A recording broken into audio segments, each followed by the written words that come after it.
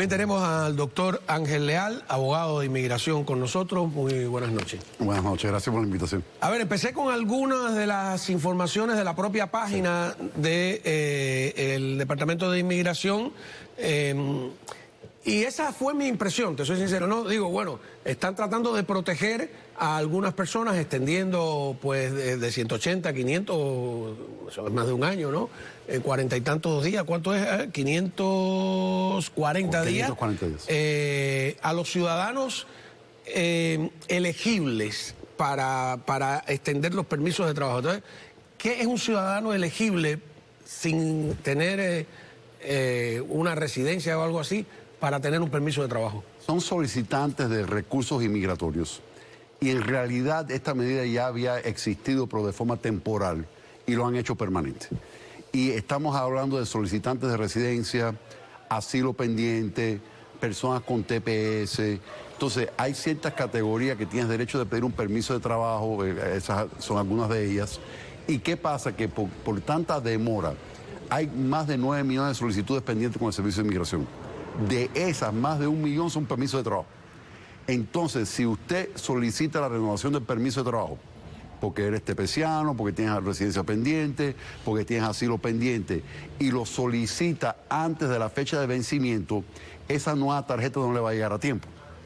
Entonces le dan esa extensión que usted lleva el recibo de la presentación a tiempo de la renovación de la tarjeta de permiso de trabajo y le van a dar esta extensión de 540 días. Entonces la idea es, por las demoras de inmigración, que la persona no se quede sin autorización de empleo con esta extensión. A ver, vi también que eso sí dijeron que ya se habían vencido. Entre unas y otras variantes, por un lado 60.000, otras 90.000, serían unos 80.000 visas para personas que vienen aquí a hacer máster, posgrados, PhD, etcétera. Dijeron, llenamos la cuota. ¿Cómo funciona eso? Esa es la visa H-1B para profesionales especializados.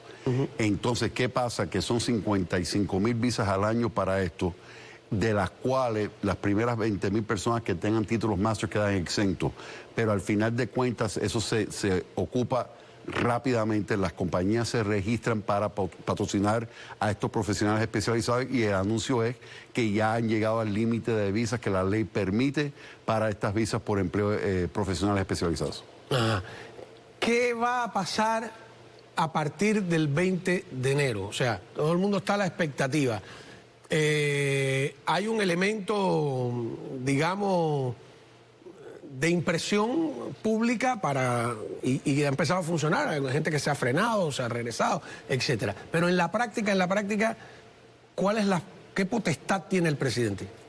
Bueno, las personas que son detenciones mandatorias, que son personas con antecedentes penales, que son personas con delitos de conducta inmoral, que tengan delitos de narcotráfico, que tengan delitos de violencia.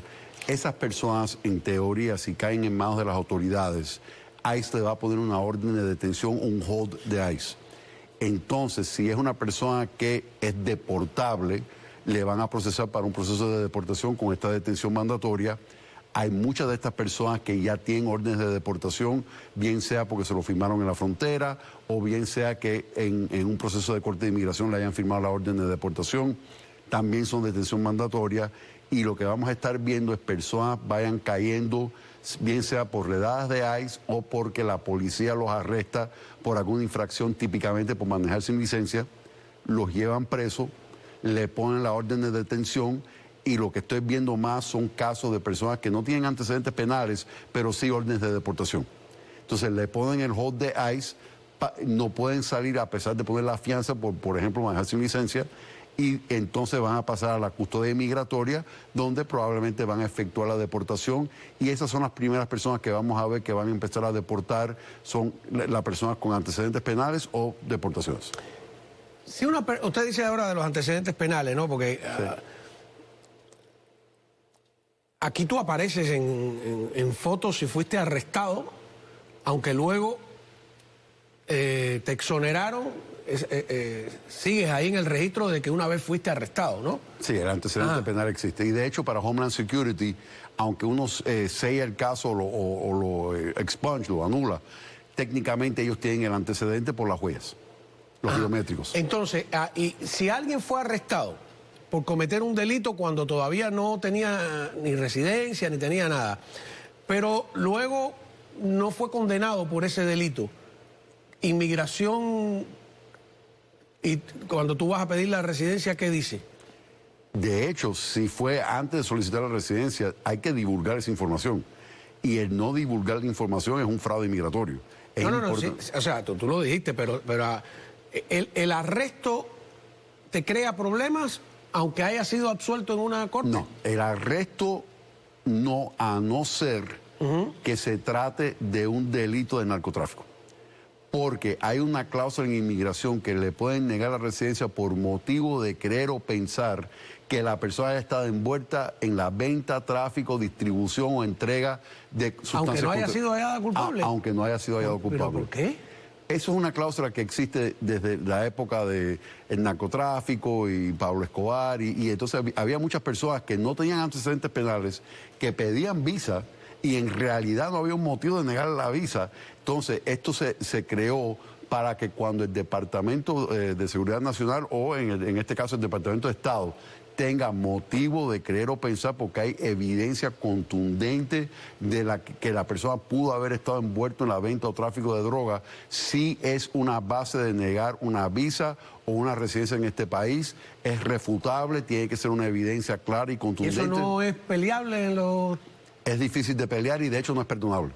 ¿Ah, si no? llegaran a determinar que la persona hay motivo de creer o pensar. Pero si los tribunales dijeron que no, que tú eres inocente, ¿por qué inmigración puede tener una conclusión distinta? Porque analizan las circunstancias del arresto, ven el reporte de arresto, aunque no forma parte del archivo de la convicción, el record of conviction que llamamos, pero ven otras fuentes de información para si hay un historial de arresto relacionado al narcotráfico. Entonces ellos toman eso en cuenta para determinar si la persona no puede demostrar de qué vivió en la época que ocurrió ese arresto, por ejemplo.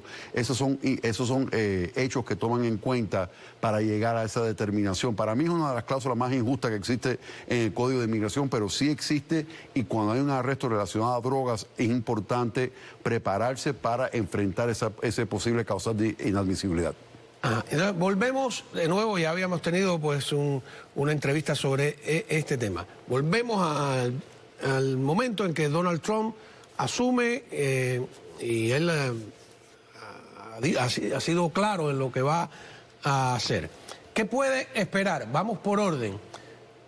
Esos 850.000 cubanos que han entrado en los últimos años por la frontera y que muchos de ellos tienen o una I-220A o una I-220B o están en un proceso, algunos no tienen nada, algunos entraron escondidos y viven escondidos, ¿no? Exacto. ¿Qué pueden esperar?